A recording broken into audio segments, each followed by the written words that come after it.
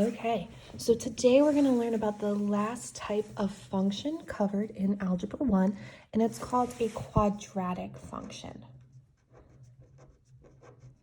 So far you have seen linear functions, you've seen exponential functions, absolute value functions. Now we're looking at quadratic functions. There is also cubic functions, but we don't really get much into that. So quadratic functions.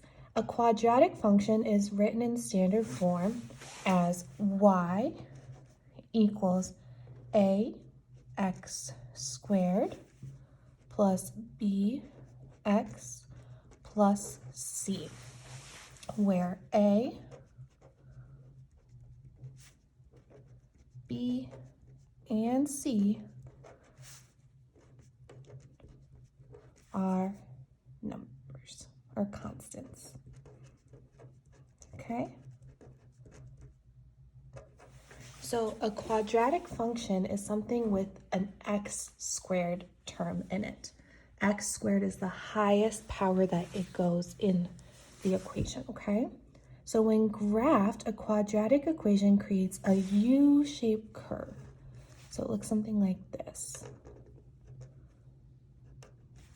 And we call this a parabola.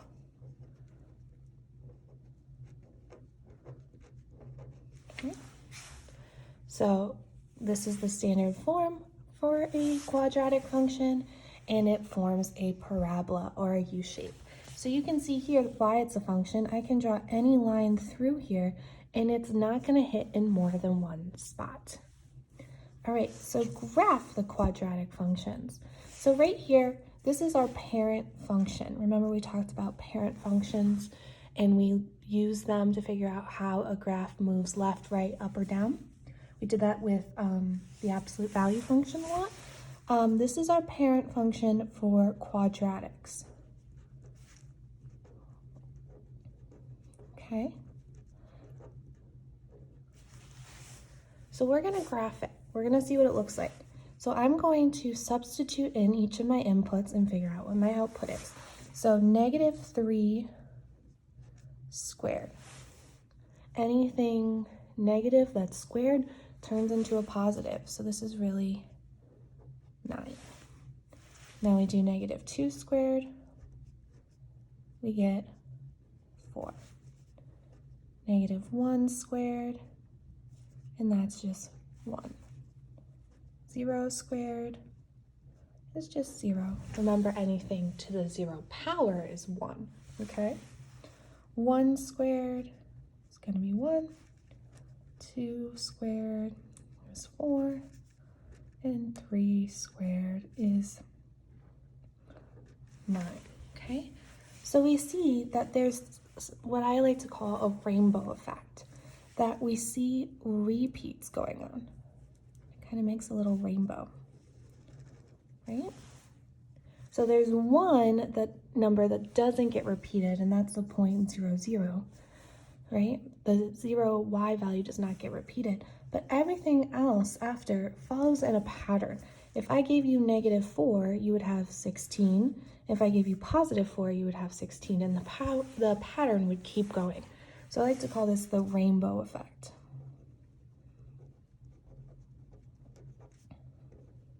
So if you see this rainbow effect going on, you know that you have a parabola. And I'm going to get more specific further down of what's important about this point that the rainbow effect is going on besides, okay? So I'm going to just sketch what this looks like.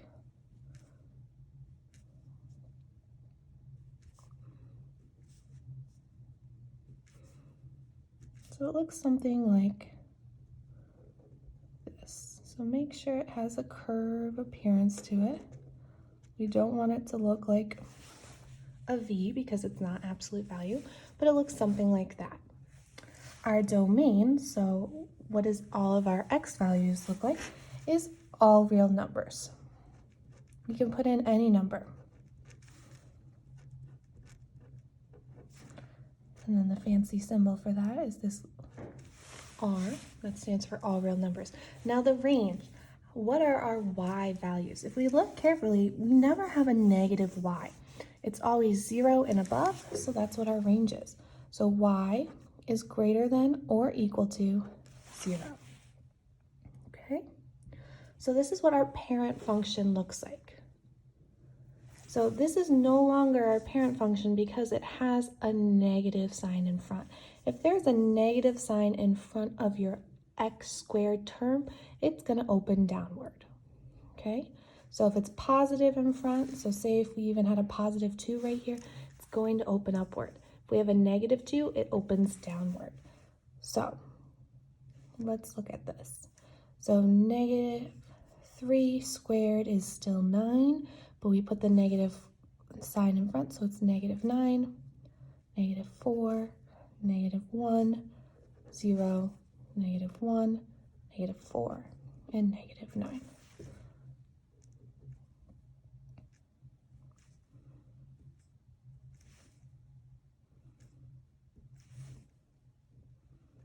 So we get something that looks like this. Okay? So parabolas either open upward or downward, okay? And our domain is still all real numbers. And our range is now, there's no y values greater than 0, so it has to be y is less than or equal to 0, okay? Good. So we just looked at the parent function. The parent function of a parabola opens upward. We get this rainbow effect. When there's a negative sign in front of our parent function, we get a parabola that opens downward, and we still have our rainbow effect.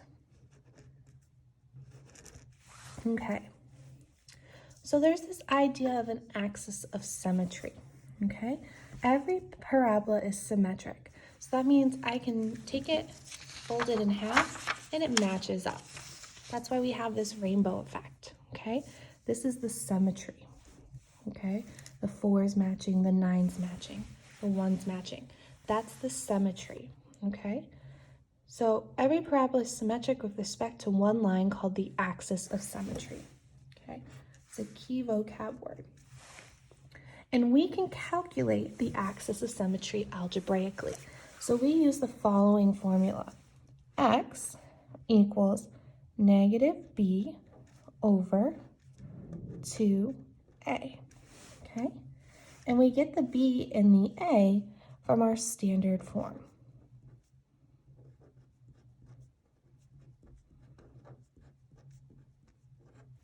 Okay, so this is where the a and the b come from. So for example, we'll look at this one here. Say we have a parabola in this form. Y equals x squared minus 2x minus 3.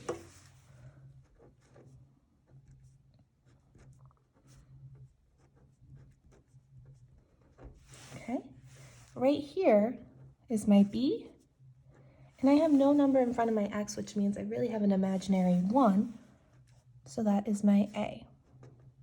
Okay, so I can figure out our axis of symmetry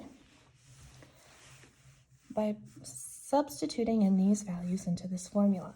So we have x equals negative, it's always a negative, and my number is also negative. So negative times a negative 2 over 2 times 1. Okay, so what is negative? Negative times a negative is a positive. So we have 2 over 2, and that is 1.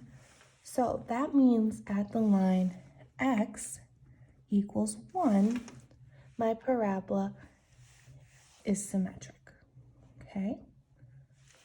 So if I have here's my graph, that means at this line right here, that's where my parabola starts. That's where my parabola is not repeating that, right? But after that point, it's where it does, okay? So let's look at this one. Let's look at our parent function. And maybe that will make it clearer. So we have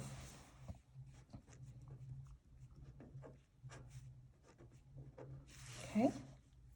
So our b, do we have one? No, it's 0. negative 0, even though we know 0 can't be negative, over 2 times 1, which is just 0 over 2, which equals 0.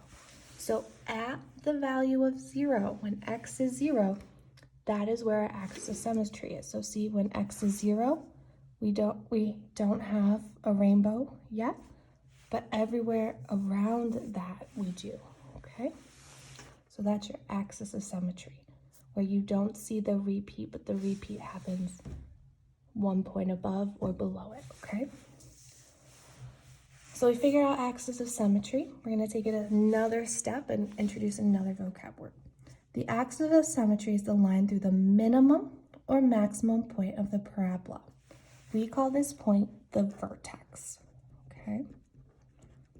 So the axis of symmetry is right here for this graph. Okay, right here is our vertex. And right here is our axis of symmetry. And right here is our vertex, okay? When it is opening upward, our vertex is a minimum.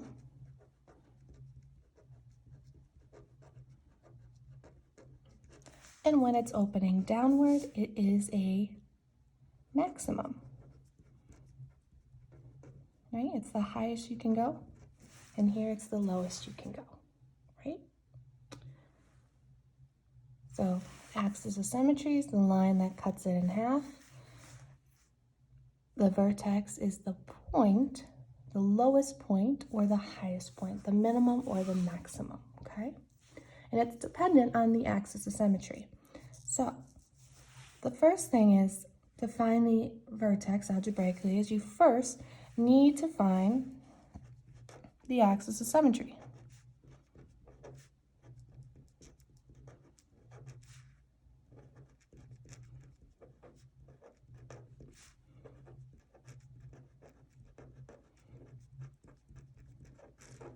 Okay, and we already did that. That's x equals negative b over 2a. We're going to use this parabola here. So we found our axis of symmetry is 1. X equals 1. So now that we know our axis of symmetry, to figure out our vertex, we are going to simply substitute it into our equation. So substitute.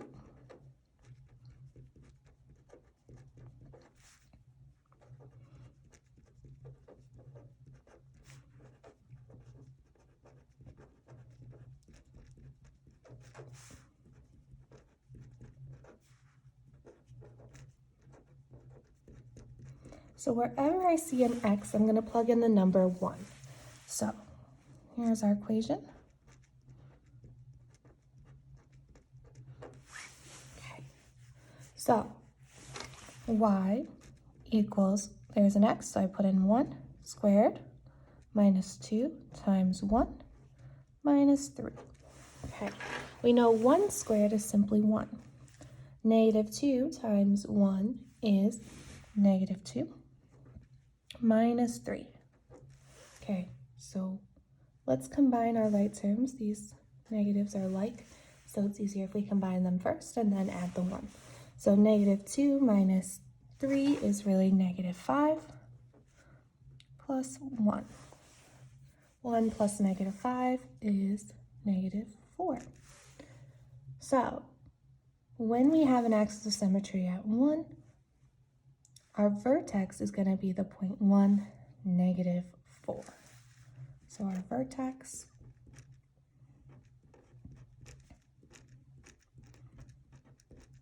is at 1, negative 4. Now, if we look at this, our parabola opens upward because the number in front of our x is positive. So this is a minimum. Okay. You will be seeing this week on WCNY, well, not this week. Well, yeah, this Friday, sorry. They will start to talk about quadratics. I wanted to give you a little preview before that. In 2 weeks, you will have a module in Canvas all about quadratics, okay? So please start to memorize some of these words, like parabola is important. This is our parent function. That's really important to know. What the axis of symmetry is, and vertex, okay? These are some important things to know. This formula will never be given to you on the Regents, so you need to memorize, okay? All right. If you don't memorize, you can see it though in your graph where the axis of symmetry is by the rainbow effect, okay? It's the point at which everything around it starts to repeat, okay? So right here is our axis of symmetry, and right here. And if we had a table for this equation here, this rate at x equals 1, where our y value is -4, that's where you would see the rainbow effect starting to happen around, okay? All right, make sure you comment on this. And if you have any questions, please contact me.